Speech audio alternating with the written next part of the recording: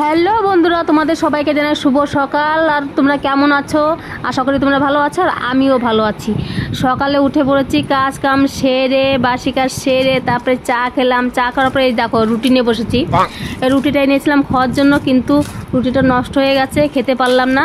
তাই রুটিটা দেখছিলাম ছিঁড়ে, গন্ধ হয়ে গেছে, খাওয়া যাবে না। তাই এখন ফেলে দিতে হবে রুটিটা, বুঝেছো? এই রুটিটা একদম বাজে হয়ে গেছে, একদম খাওয়া যাচ্ছে না, খেতে পারলাম না। পয়সা দিয়ে কিনে নিয়ে এসে এখন ফেলে দিতে হবে।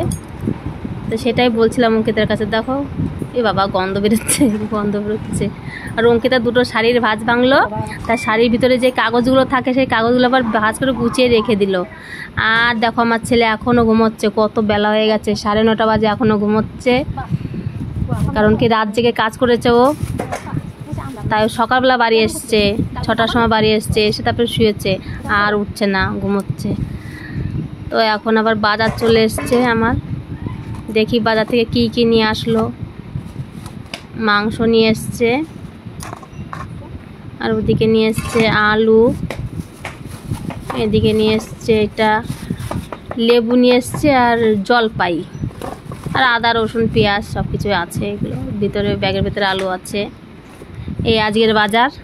মাংসটা দিতে চলে গেলাম আমি, আর প্রচণ্ড রোদ উঠেছে, ওই দেখো।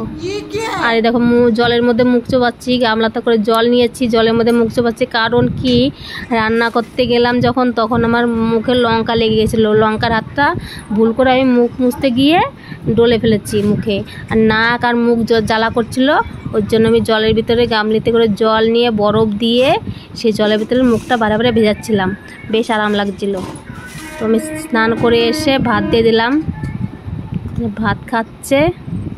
এই দেখো কত সুন্দর ফুল ফুটেছে আমাদের, গোলাপ, কত সুন্দর গোলাপ ফুটেছে আমাদের গাছে।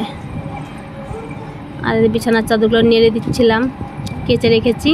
ভিডিওটা কেমন লাগলো সবাই লাইক, কমেন্ট, শেয়ার আর সাবস্ক্রাইব করে দিও যারা নতুন দেখছো তারা। আর টাটা বন্ধুরা, সবাই ভালো থাকো।